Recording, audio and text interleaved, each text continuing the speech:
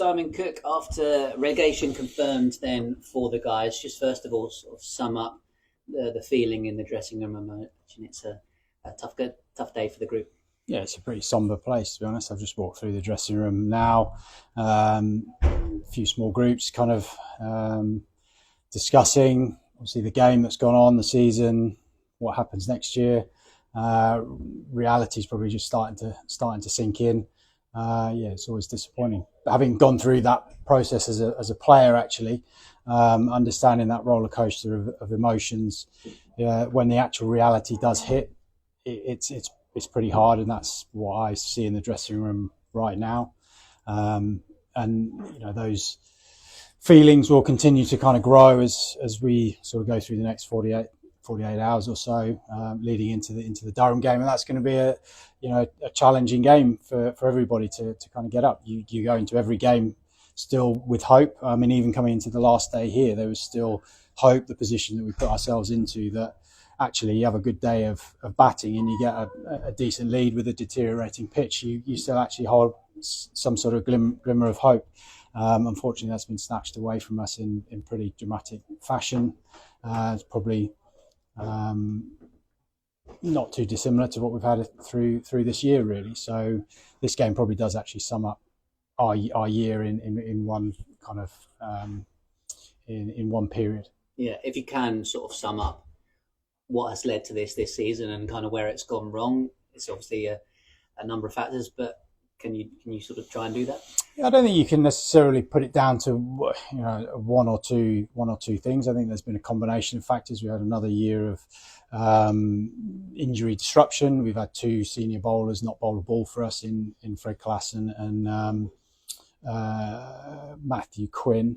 We've also had Mikey Cohen not bowl a single ball, so you're three bowlers down before the season starts. Having said that, the strategy at the start of the year was to have a bank of bowlers that you could rely on, and actually still with those three out, you still actually had enough bodies plus the overseas players that we brought in to compete. What you would say is that our batting was the strength at the start of the season. Our bowling, you take those guys out of the equation, you look at the bowling, I think actually the bowling has probably done what it said on the tin. You've got a group of young bowlers who are inexperienced, who will leak a boundary ball and over, which ultimately means you'll go at 4 and over.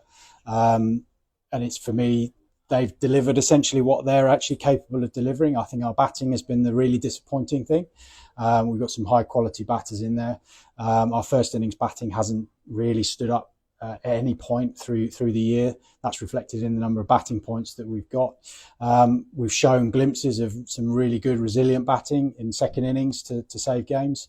But in reality, second innings runs very rarely does any good for you. You're always doing that in a defensive cause.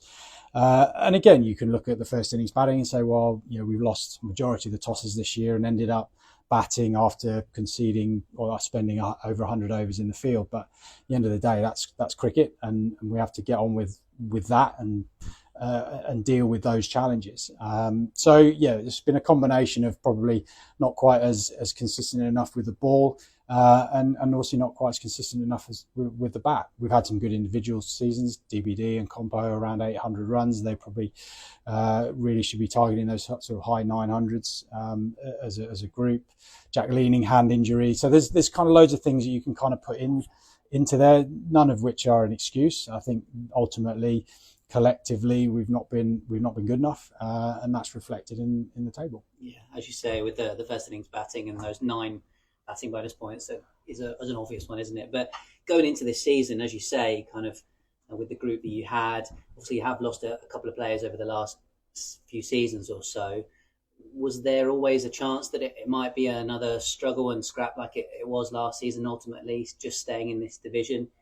Yeah, yes, absolutely. I mean, I actually said in the members forum yesterday that, a club of this size, it's very difficult to compete across all three formats at the level that we want to compete at, just through the resources of players that we've got available. So that it was always going to be a challenge. Is it a surprise? It probably isn't. If we're honest, we struggled to stay up last year. We struggled to stay up the year before. We had similar T20 results.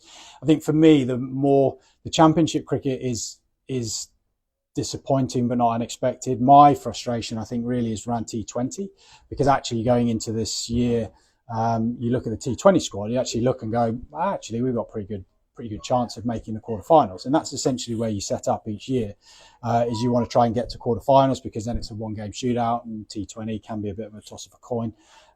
But look, we had a good enough team to get through to quarterfinals this year, as we did last year. And that's the thing that's probably really the most disappointing, is that's a format where we really should have been able to compete. And I guess the sort of soul searching has already gone on within the dressing room, because Matt Walker has announced that he's stepping down from his role as head coach. For yourself, will you be almost, looking at what you can do going forwards to try and begin the reset and help build up from this disappointing season? Yeah, absolutely. And that's what you're trying to do. You're on a performance curve that is on the way down. We've pretty much hit the bottom of that, and it's basically a question of, okay, now we can have a proper reset. Division 2 cricket does allow us to refocus on possibly one format. We need to sit down and work out what format that is going to be, and then you'd start diverting resources into that, and that starts influencing decisions around team selection for 4-day cricket and 1-day cricket, and where you play youngsters. I've been very vocal on the fact that I want more Kent players, more Kent youngsters playing for Kent. Does Championship cricket next year provide that opportunity for Jaden Denley and Ekant Singh? We've just seen Ben Dawkins score 300s for England under-19s in the recent series. So there's plenty of those opportunities for those guys. And T20, we pile a load of resources into that. So that might mean that actually your overseas players go into that format and not necessarily into 4-day cricket. So on the back of disappointment, there is those kind of green shoots of opportunity for young lads.